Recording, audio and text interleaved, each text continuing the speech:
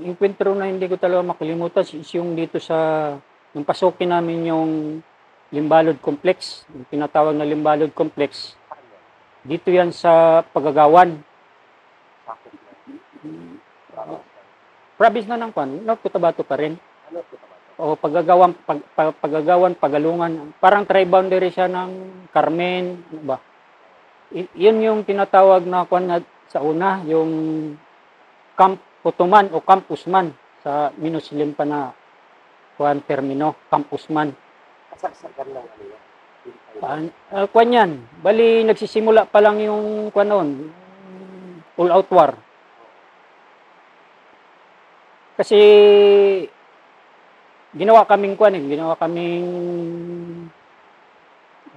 na-augment kami sa 602 Brigade. Yung batalyon namin, since kami yung sa reconnaissance, kami yung parang naging striker na rin ng 602 Brigade. So, yun na nga, nung tatandaan ko yung July 27 o 28. Nung galing kami sa part ng Carmen, dahil kasama yung platoon namin na nag-clearing sa highway ng Carmen going to Bukidnon. Sinarado yan dati ng sinaraduhan ng Imaylep sa una. Tumulong kami doon na ang naging mission namin doon is tumulong doon na maklear yung daan. Nung matapos yung pag-clearing doon, standby kami dito sa sa bayan ng Matalam. Bayan ng Matalam. Anong unit mo na po? 56 Infantry Battalion sa reconnaissance. Ngayon nung tambay kami doon mga almost 1 week, doon na binigyan na kami, kinuha na kami. Pinatawag na kami na para sa bagong misyon. Hindi rin namin alam kung ano yung magiging misyon. Doon kami nag-briefing sa company CP ng bali Palar na. Doon nagkaroon ng briefing. Kasi ang alam din namin, ang papasukin lang namin is yung Limbalod Complex. Hindi namin alam na yun na pala yung Camp Usman na sinasabi. Kung matatandaan natin, yung Camp Usman na tinatawag is yung, kumbaga, Little Abubakar ng North Cotabato. Yan yun siya.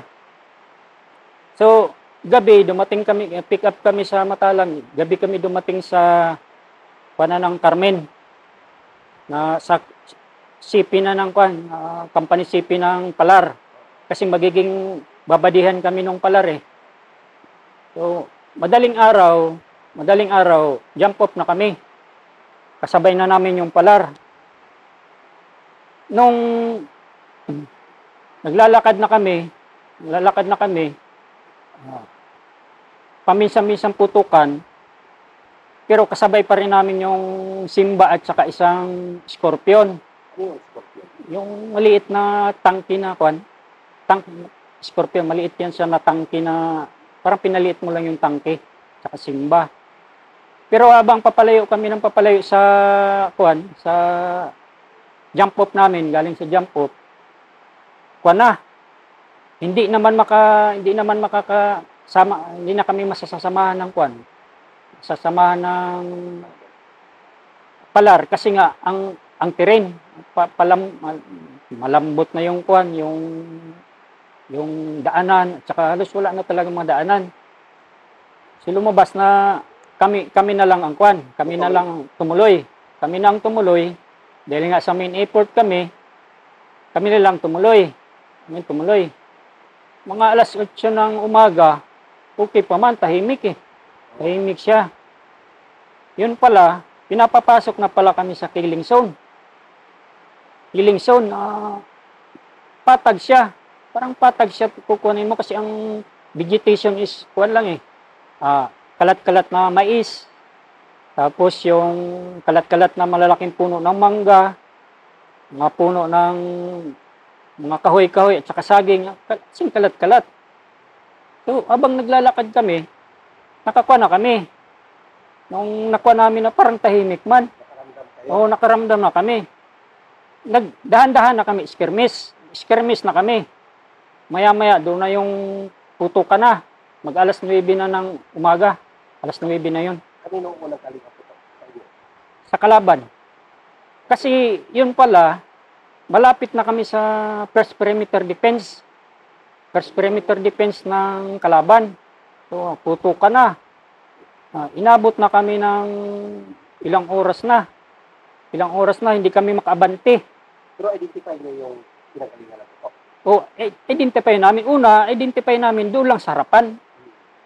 Pero habang tumatagal, parang may tumitira naman sa amin kaliwa kanan na. Parang nag-little sila o nakayo. Yung kuwan nila ba, kaliwa kanan na tapos harapan. Inabot na kami ng sobrang na tanghali. Mag-alauna, alas 2. Nung mag-alas 3, pasado na, ang platoon sergeant namin na si Master Burlungan, maya ba di? Kasi doon sa kada team namin, sa first team, second team, third team, sa second team ako napunta.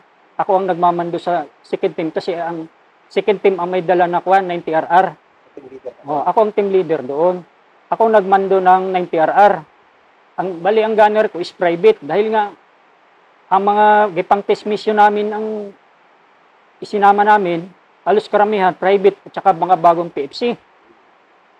Kami mga regular na ranger, kwan lang kami. Bali, lima kami. Kalat-kalat kami dyan sa team na yan. Team 1, team 2, team 3. So, mag-alas 3 na, nagsisigawan na kami na, Master, ikuan muna tayo, plastar muna, plastar. Ang gusto naman ni Master Burlungan is, assault kami. Assault namin ang pwesto ng kalaban. Kampo yun. Oo, yung first perimeter defense. Hindi pa kampo. First perimeter defense pa lang. So, hindi rin kami makakilos na assault kasi pag parang aasta kami, pupukpukan na naman kami.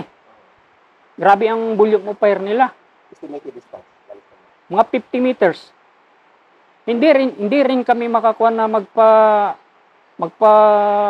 tawag dito, yung Putok ng indirect. indirect. Oh, kasi nga dikit. Oh, dikit talaga. At saka yung posisyon nila napakaganda. Yung running trenches nila, yung parang binako, tapos iginanyan sa para maging cover nila. Tapos yung ilalim na binako, yun na yung parang creek. Tapos may mga butas-butas sila sa harapan. Oo. Kaya nung sinabi ni Master Burlungan na i-assault natin buddy, nagkuhan muna kami, Master, hindi natin alam dyan kung anong nasa harapan. Kasi nga, ang pumuputok, kaliwa kanan, tapos sa harapan pa, kung ang kuhan din namin, kung abanti kami, baka makuhan kami doon, ma-encircle kami. Oo. Ang ginawa ni Master Burlungan, kinuha niya yung machine gun ng machine gunner namin. Isa lang ang machine gun namin eh. 60 machine gun, isang machine gunner. Private private pa.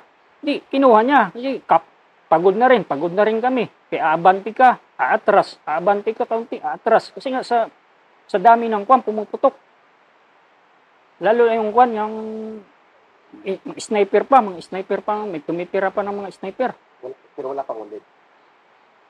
Nung kwan na yun, meron nang nabundid. Oo, slide na. Ang gusto niya mangyayari is, i-assault namin.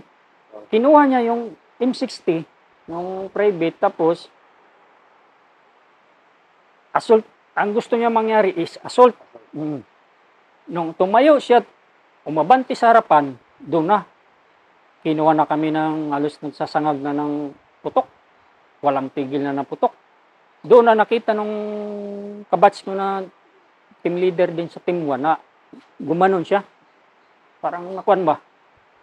Bumagsak ba? Parang ganoon, bumagsak. Para sinuntok. Basta bumagsak daw. Nagkukana na kami ngayon, nagsigawan na si Master Burlungan. cover fire kami, kaya abante ang first team para tingnan kung ano nangyari kay Master Burlungan para i-recover. Hindi na kami nakakuan. Halos hindi na kami nakadikit hanggang mag-alas 4 na. Ang nangyari pala doon is nung nung tinamaan siya, nahulog siya parang butas, doon na siya hinila. Hinila na siya doon hanggang ipinasok na siya doon sa first perimeter defense. Kaya nakuan si Master Burlungan na Nakuha na kalaban. na-capture ng kalaban. Doon na lalo silang kumuan. Pagbibira ako ng 90RR, titigil sila. Siyempre magre-reload kami. Magre-reload ako. Tsaka yung private ko, imbis na siya ang puputok, ako na lang nang kukuhan kasi nga alanganin. Kaya ako nang kumukuha ng 90RR. Nung panahon na yan na hindi na namin makuha si Master Burlungan, grabe ng putok nila, halos wala nang tigil. Halos wala nang tigil. Tapos may naririnig kami na mga kakabayo. Mga nakakabayo sila. Sumisigaw. At saka parang nagre-regroup ba o nagdadagdag ng tao hanggang sa hindi na kami makakuan, hindi na kami makakilos. Alas 4 na ng hapon, alas 5, magdidilim na ang sinisigaw ko nung sa kabats ko, kay magkakabats na lang kami sa mga team leader. Sabi ko, atras, makukulong tayo. Ganun ang namin. Kasi kung hindi namin ginawa yon na atras kami, baka kuwan kami lahat doon. Kinain kami lahat doon. Di ngayon, mag-alas 5, alas 5:30 na, madilim-dilim na. Wala na talagang tigil yung putukan. Atras na kami.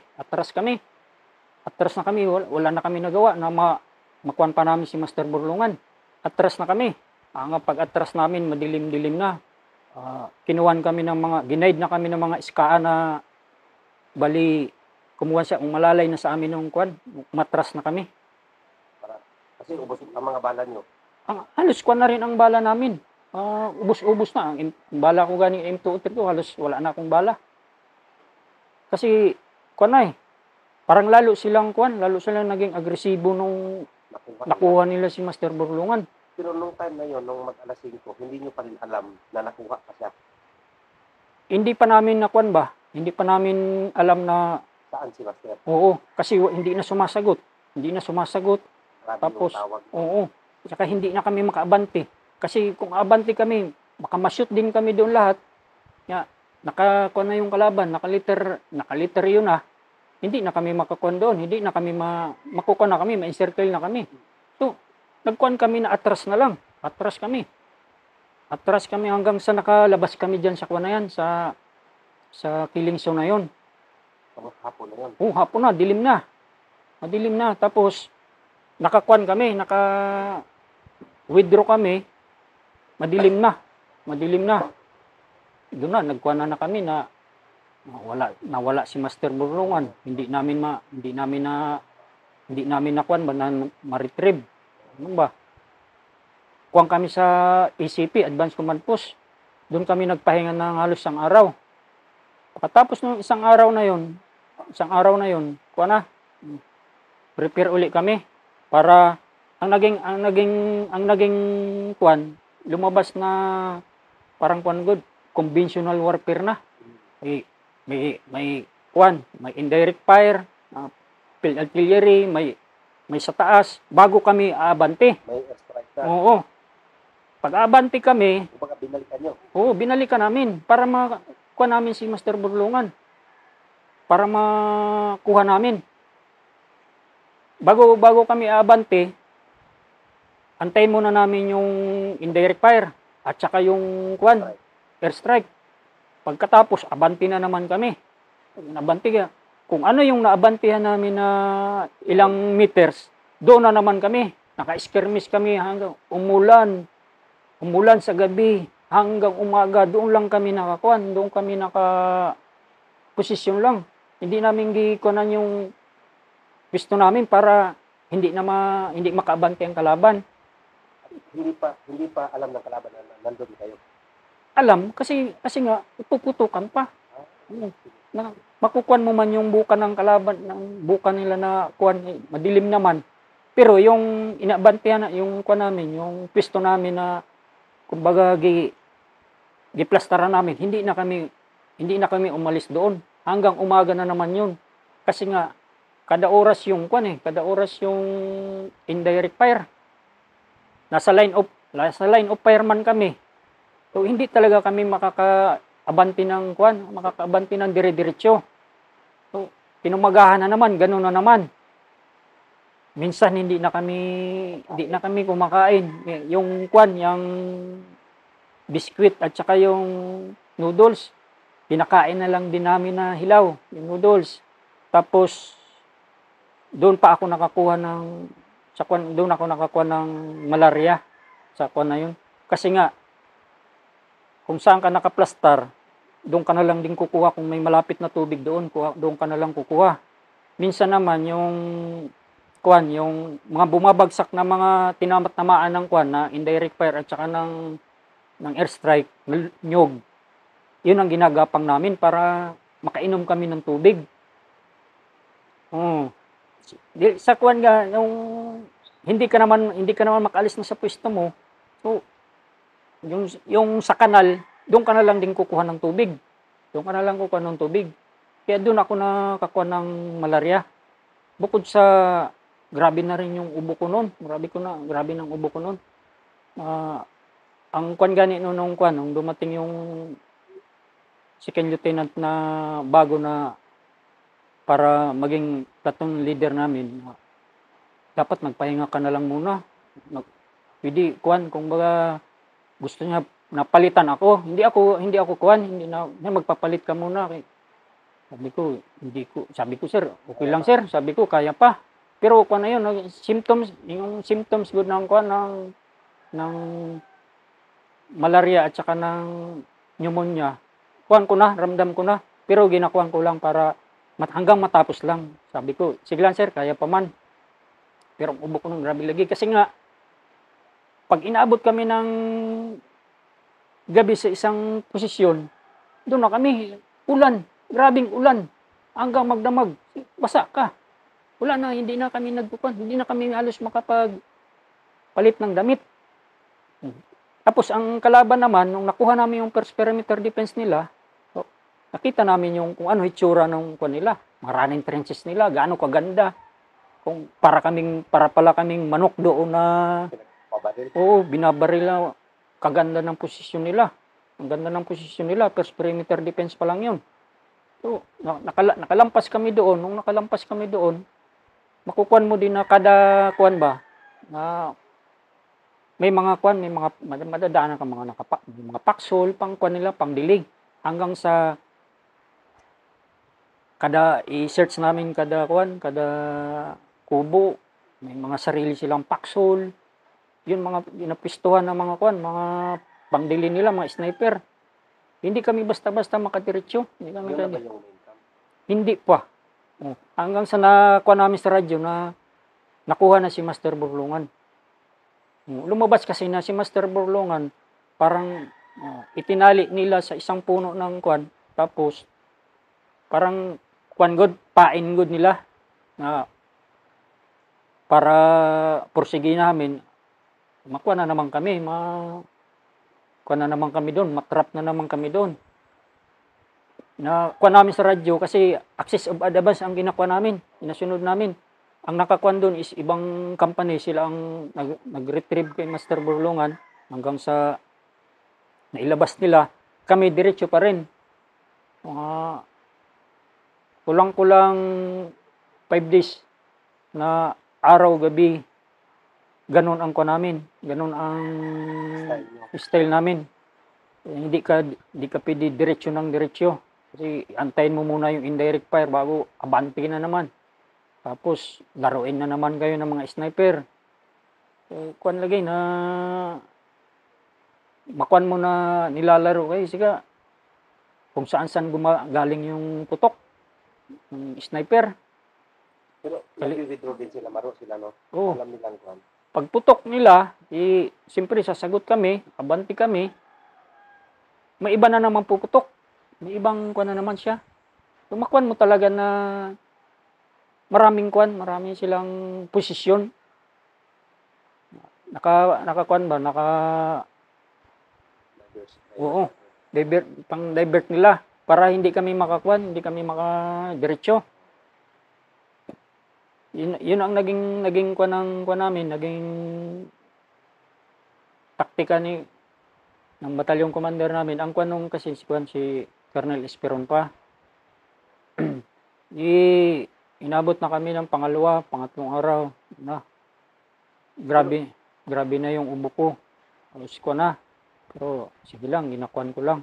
Dala-dala ko lang kaya ayaw ko rin na maiwanan yung team ko. Kay nabawasan ako ng 2 team. Sa team ko nabawasan ako kay na-wounded. Pero di-replace na naman. Slight wounded lang. Oo, slight wounded. Yun na nga, yung nalaman namin na kuha na si Master Bulungan. Patay na siya. Diniretso na lang na. Yun man din ang mission namin. Basta diretso lang kami. Diretso lang kami sa kuwan, sa pinakapusod. Inabot kami ng 3 days. Ganon ang technique, parang habul-habulan, habul-habulan. Tapos plaster, habul-habulan. Kasi mga kuwan mo medyo patag ang kuwan, ang area, pero swampy.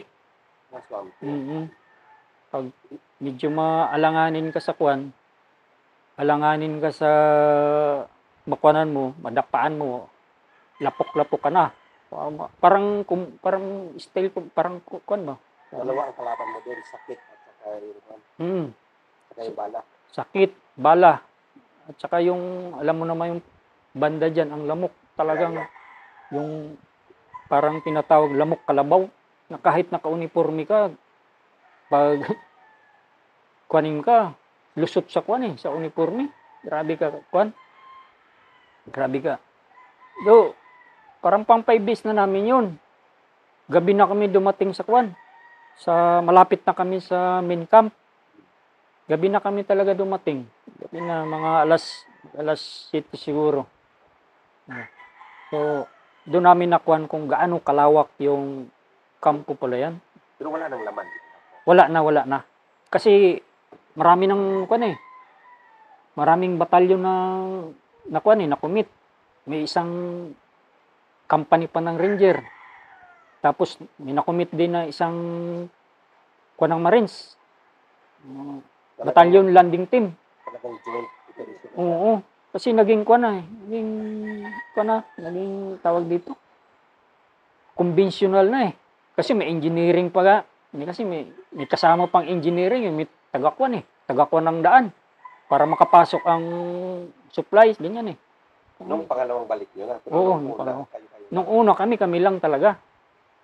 So doon mo nakuan ba na nung encounter na ng halos maghapon na hanggang gabi, parang survival na lang yung iniisip mo Survival na lang iniisip mo na bagay kami nung panahon na yun, mga binata man kami. Diba, kami noon, bahala na. Mamatay ako dito. Iuwi man din ako nila, sabi ko. At saka wala pa man ako pamilya. Mga binata pa man kami halos. Yun na nga, inabot na kami nung parang pang 5 days na nandun na kami sa loob ng kampo, ng campus man. Which is napalitan na rin yung bandila nila. Napalitan ng bandila ng Pilipinas. Nakuha nyo? Oo. Hindi, ang bali, dumating kami doon, kumbaga napalitan na. Kasi nga, pagkaalam ang ko, parang halos sabay-sabay. Hindi ko lang alam kung suyod kayo ba? Oo, suyod kami. Kasi ang pinaka dulo niyang lugar na yan, pinakakuanan nila, parang exit nila, yung malaking ilog. Hindi ko alam kung anong pangalan ng ilog na yung malaki. Diyan ang nila, ang ibang kalaban na ang withdraw nila is yung nagsakay sila sa mga bangkang malalaki. Yan ang pinakakuan nila. Yan ang withdraw nila. Doon sila nag-withdraw. Kaya ang kuan namin is parang kuan good,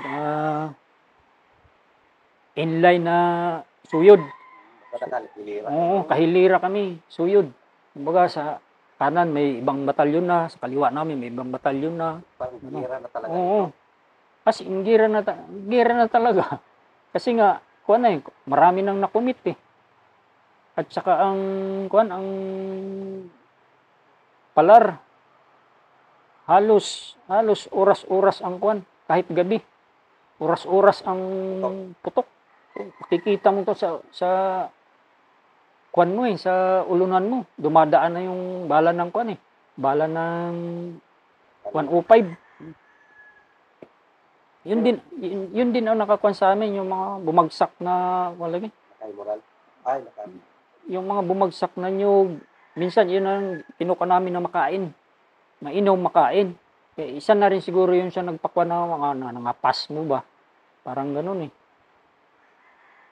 Pero, hindi na nadagdagan ang patay. Hindi na nakuan, hindi na dagdagan. Mga wounded na lang. Sa part ng ibang batalyon, halos kuan din ang kuan nila, wounded. Oo. Kahit sa Marines nakikita na kuan ko Ang dami ring ang iba gani mga nakalagay na sa stretcher, mga nakakuha na, nakalagay sa may mga nakakuha na, may dextrose na. Minsan dadaan doon sa amin. Iwi-withdraw. Tapos doon ka na. Tuloy lang. So bali, doon ako doon na kami sa sentro ng ko, nagpahinga pa rin kami doon ng parang 2 araw, 2 gabi. Pero nakukuha ko na doon yung sakit ko. Lumala na. Oo. Ang ubo ko halos ko na hindi na mapigil. Tsaka, wala ka nang maiubo. Tapos nagsisimula doon na kumukuha yung ulo ko. Medyo nanginginig na ako noon. Kuan ba? Nagchichill na ako. Nagchichill na ako tapos ginakuan ko lang, ginabaliwala ko lang. May madaanan man kami na mga kuan, yung mayana. Mayana? Yung mayana na panggamot sa kuan, panggamot sa ubo. Minsan parang tanim din siguro doon. Kuha kami doon. Tapos private pinakuan ko. Sabi ko, ilaga mo ito. Inumin ko. Yun lang ang ginawa kong kuan. Ginawa kong parang remedyo para medyo makuan ang sakit ko. Pero yung kuan ko talaga, kuan na. Kumbaga, umakyat na. Kumbaga, kumuha na yung sa malaria ko. Kasi nararamdaman ko na palagi na magsakit ang ulo ko. Tapos, lagnat ako. Hindi ko rin kinukuhan sa team ko na gusto ko nang magpa-ibak, parang ganon. Hindi. Kinuhan ko talaga na matapos yung yung operation. Kasi nga, yung inakuhan ko na hindi rin natin makakuha na makaganti man lang. May ganti man lang. Yung platoon sergeant namin na kinuha nila. Grabe yung pagkakuha nila. Tinanggalan nila ng tab, nilagay sa bunganga. Nilaplap pa yung paanan. Nilaplap yung kungod ng paa. Tapos talagang kinuwan pa dito sa ulo ang kuwan. Butas? Talagang parang parang pinaglaruan ba? Parang pinaglaruan siya na kuwan. Siyempre nga, Ranger. Tapos nakuwan ka ng kalaban, alam naman na basta Ranger, grabe ang kuwan nila. Grabe ang galit nila. So yun, nakuwan. Matapos yun, na kuan. Hindi pa ako napaibak noon. Nasama pa ako sa kuan sa part ng Banisilan. Ang kuan kasi noon is halos kuan na halos kuan naman ang MILF halos kuan na. Anong grupo yun? Ubos na ng MILF. Yung BIAP ba sa Islamic Armed Forces ba? more or less gano'n siya karami. Makuan kasi Ibang laki ng kampo. malawak kasi malawak ang kampo. Kasi nga kuan bago ka makapasok, kumbaga sityo-sityo bago mo mapasok ang barangay, parang ganoon ba? Sityo-sityo. So, kasi nga doon sa nakuha na ubi. Or halos buong barangay nasa ubi. Sa timpa halos buong barangay na 'yon, mga kuan, mga kalaban. Membro nila.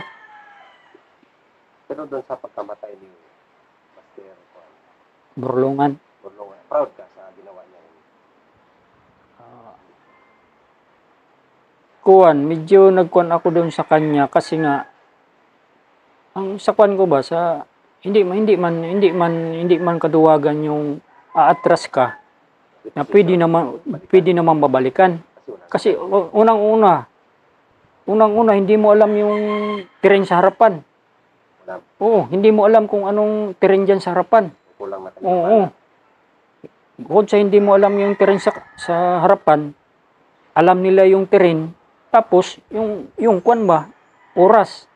Kasi kung aabanti kami. Nya, anong oras na? Alas 4 na. Lalo kami natarap. Hindi na kami talaga makalabas doon. Kasi makuha na kami doon Kasi nagkuha na sila Kaliwa kanan harap na Ikukuhan kami sa kuha namin. I-encircle kami. Kukuhanin kami sa loob Itatrap nila kami sa loob. Kasi wala namang kaming kuhan. Wala namang kaming atrasan kundi yung kuhan. Yung sa pinanggalingan namin. Kasi hindi ka na pwede kakanan. Kasi may nakaposisyon na rin doon. Sa kaliwa, may nakaposisyon na rin. Tapos, makuan mo yung kuan nila, yung kumbaga, nagkukuha ng mga kuan gud, mga dagdag na pirsa nila. Makuan mo talaga ng kabayo. Kumbaga dumadami. Lalong dumadami. Kaya ang kuwan ko lang doon sa kanya na sa bagay, kinuha man din niya dati, ikinikwento niya sa amin dati yung dala-dala niya. Oo. Pero kung ako lang, maniwala din ako, pero mas kuwan ako sa anting-anting na kuwan, yan, sa taas natin. Na kung talagang tatablan ka ba o hindi. Yun ang naging kuwan ko rin sa kanya, kaya masyadong kumpiyansa. Nagkukuman siya, totoo lang nakatayo.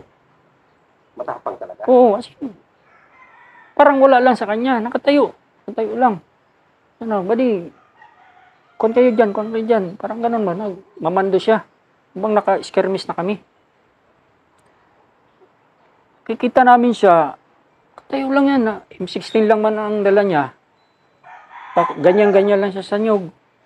Parang parang laro-laro lang sa kanya. Yun na nga yung siguro nainip. Tapos gusto niya asultin. Ang mahirap kasi doon, okay lang kung kwan siguro yung lahat kayo regular ranger. Nya kasama mo mga private, mga bagong PFC. Nya galing ng Luzon. Ano naman ang kwan yan? Wala ganong kwan ba? Kumbaga first timer ba? Tapos ikukuan mo na i-assault mo yung ganong ganun kakapal, ganun kalakas. Yung ang kuan noon. Kaya nga sabi ko, pwede man kuan, hindi kaduwagan yung aatras ka. Kung alam mo na talo ka sa kuan, talo ka sa lugar, talo ka sa oras. Kasi kanila ang lugar Alam nila Ikaw hindi mo alam Sa oras naman, Padilim na. Kung abutin ka naman ng dilim, lalo ka ng talo. Kasi sila, alam nila yung saan sila titira, saan sila dadaan, saan sila titira kung nakakuha na kayo doon. Kumbaga na-encircle na kayo doon. Naging kuwan sa kanya is kuwan, naging agresibo. Naging matapang. Oo. Kuwan ba? Sa kuwan ba? Nasobran sa kuwan good. So, yun nga, yung sinasabi ko na hindi kaduwagan yung atras ka. Kung maisasalbo na. Buhay naman ang Oo. isisip mo. Maraming buhay naman yung kwan. Masisave ba? Masisave. Kasi pwede naman balikan eh. Pwede naman balikan. Bukas na naman. Pagod na kami. Hindi namin kayo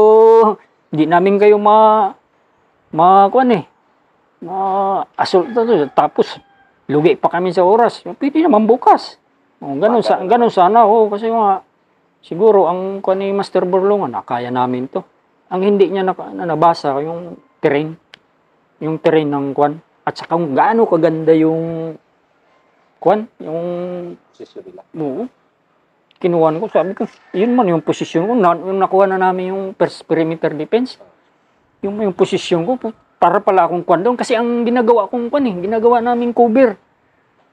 Maliit na puno. Tapos yung backpack. Yun na yung cover namin. Ginagawa na namin na cover. Oo, kasi kung nandoon ka sa posisyon nila, parang ang sarap-sarap kanin ba? Ang sarap-sarap tirahin yung nasa baba. Kasi nga, binakho na lumalabas man-made na yun ako Kasi binakho. Tapos, sa una nung creek na yun, may mga butas-butas.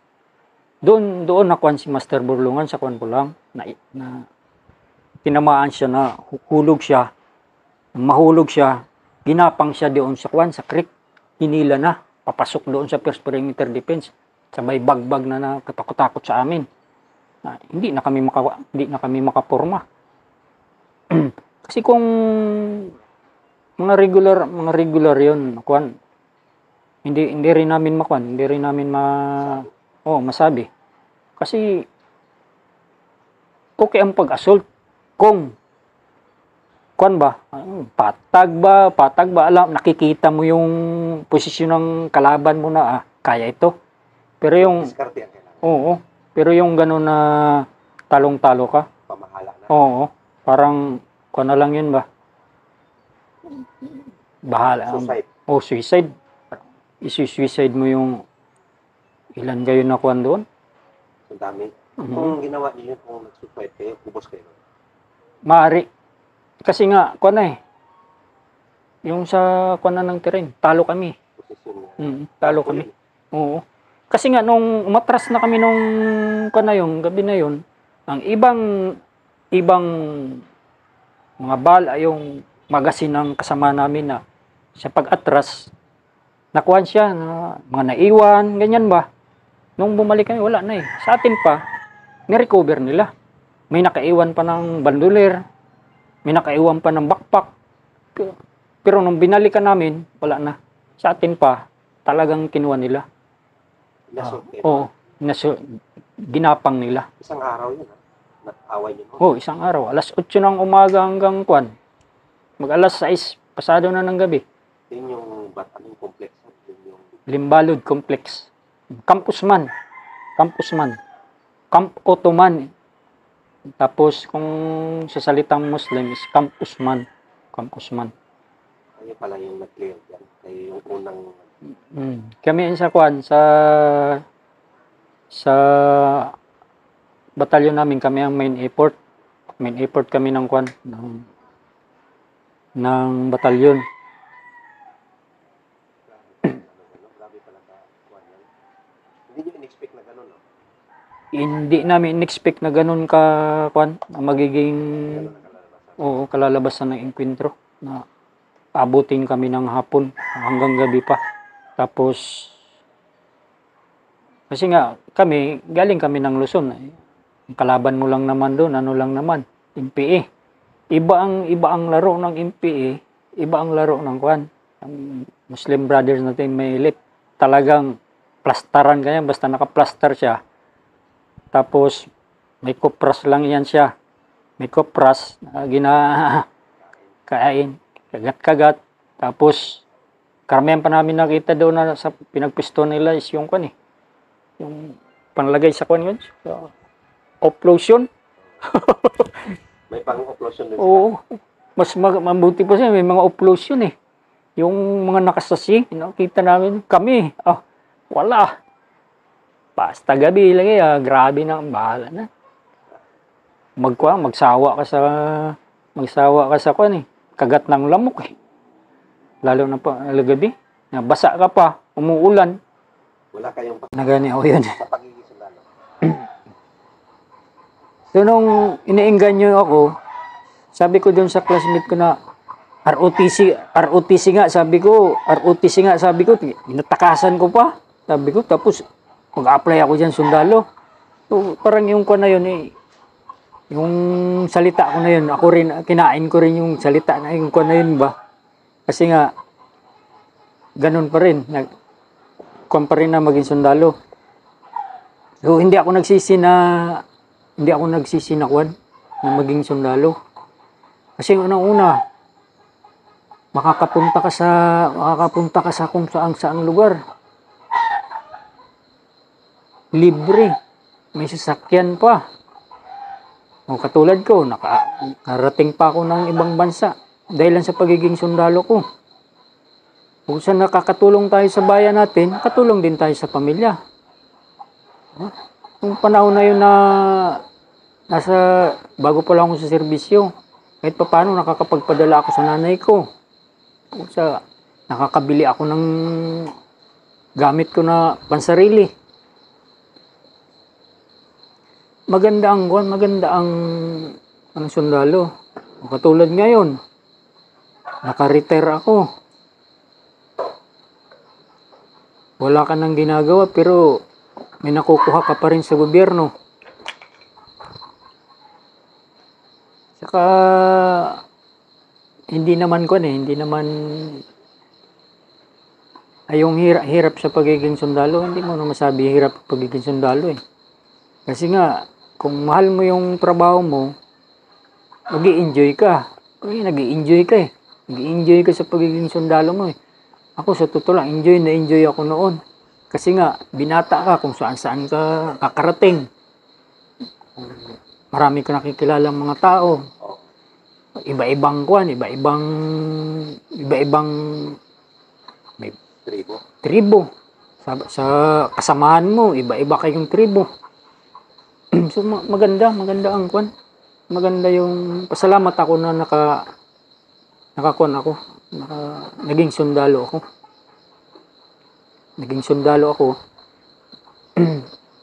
Tapos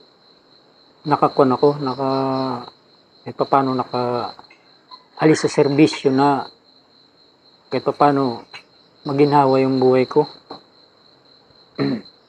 Kaya yung mga minsan mga kwan ko na kakilala o mga kamag-anak ko na may mga naipasok na rin ako sa pagiging sundalo. Kasi nga ginaengganyo ko sila. Maganda yung profession na ito. Maganda itong profession na ito. Kasi nga unang-una authorized ka magdala ng baril. Kasi nga, sundalo ka. Parehas yung mga classmate ko sa college dati. Ang iba, engineer, maestro. Pero pag nagkikwentuhan kami, kasi meron man din akong service firearms ko na may dokumento. May legal. Sabi ko, engineer ka, pero hindi ka authorized magdala ng baril. Sabi ko, hindi ka authorized basta-basta magdala ng baril. Hindi ko tulad ko. Sabi ko, sundalo ko yun. Authorized ako magdala ng baril. Ganun ba? Yung kantsawan na ganun ba? So, makuan mo yung kwan ba na Kaibahan. Kaibahan ng kwan. At saka yung doktrina ng pagiging sundalo. Totoo lang, inabot na ako ng ilang years. Sa hanggang sa serbisyo, hanggang sa mag-retire ako. Hindi maalis yung doktrina sa atin. Yung doktrina na isinaksak sa atin ng kwan, sa atin ng kwan, pagiging military natin. Hindi yan maalis. Kaya yung mga anak ko, misis ko, sanay na sila eh. Na pagising ko sa umaga, siya makikita nila, madilim pa, nagwawalis na ako eh. Kasi nga, yun ang nakasanayan natin eh. Pagising sa umaga, at saka yung pagiging kwan sa gamit, yung pagiging Masinop. maayos sa gamit. Yung makwan nila na kung paano tayo magkuha ng gamit natin, mag-alaga ng gamit natin. Kasi nga, dun sa doktrina, itinuturo sa atin yan eh. Sa doktrina ng kwan, sa doktrina ng pagiging sundalo natin. Kaya yung mga gusto magsundalo, gustong sumubok ng sundalo. Kwan niya, Sige lang. pursige lang ninyo, pursige lang. Kasi nga, baka yun ang kwan ninyo eh. Kasi ako naniniwala ako sa, ano yung kwan mo, yung destiny mo, ang kwan mo ba? Kasi kahit pilitin mo na maging sundalo ka, na hindi talaga yun para sa iyo. Iba ang daan na ikinukuha sa iyo ng Panginoon. Hindi ka talaga maging sundalo. Hindi maging sundalo man, baka diyan ka rin makuha, madisgrasya. Pero kung para sa iyo talaga, para sa iyo yung profession na yan, sigurado ko. Basta kung makuha ka man sa profession na yan, diyan na yung kwan, yung kwanin mo.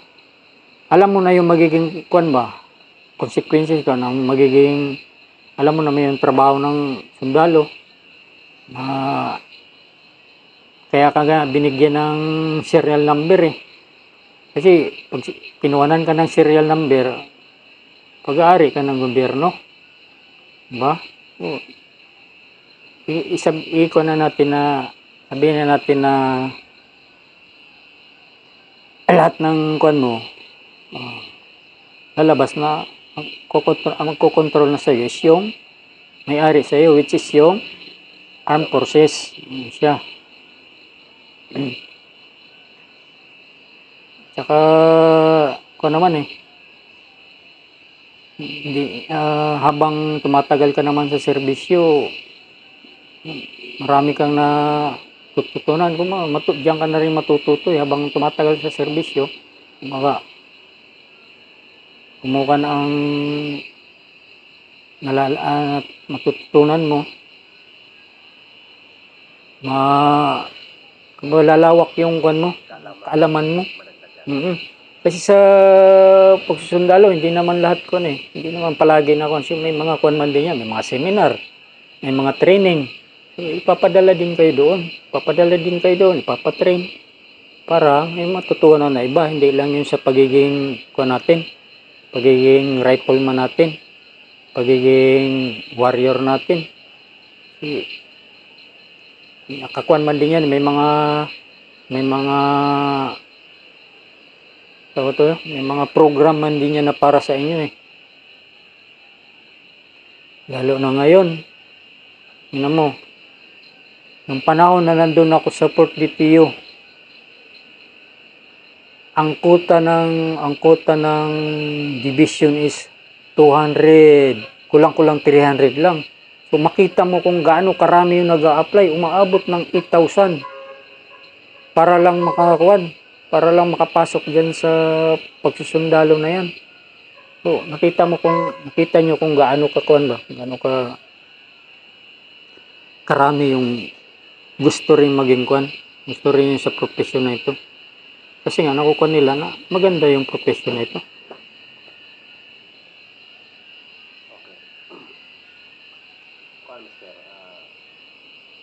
Yun lang ang sa akin, unless kung may idagdag ka pa. Ah. Unang-una, pasalamat ako sa una sa Panginoon na yun nga ito ang naging profession ko. Dito ako natuto, marami akong natutunan. Marami akong napuntang lugar, marami akong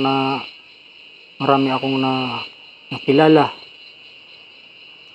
Hanggang sa dito rin ako nakatagbo ng naging naging partner ko sa buhay. Dito rin sa profession na ito, dito rin ako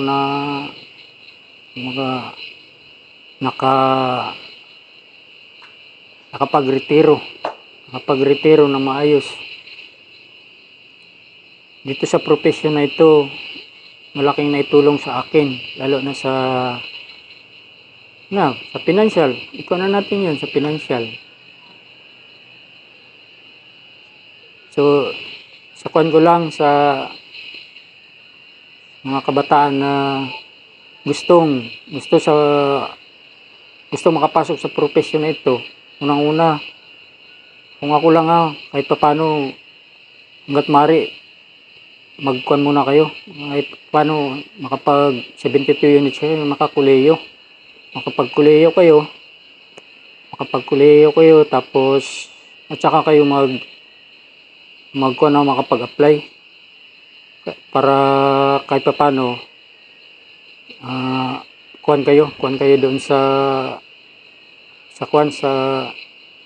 Qualification. requirements ba na hinahanap din nila. Mas maganda pa rin yung kahit paano nakapagkuleyo kayo bago mag-apply dito sa profession na ito. Tsaka nagpapasalamat din ako sa mga dati kong kasama simula nung pasok sa serbisyo hanggang sa magretiro ako. Mga dati kong kasama,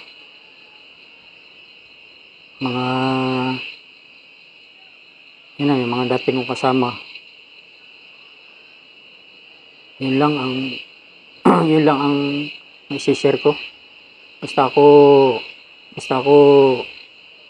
yung mga experience ko dati na i-share ko na rin sa mga naging junior ko. I-share ko na rin sa kanila. Gani kahit paano nung napunta ako ng DTO, yung experience ko na-share ko dun sa mga nagsusundalo para maging guide din nila. Yun lang. Sir, maraming salamat. Maraming salamat din.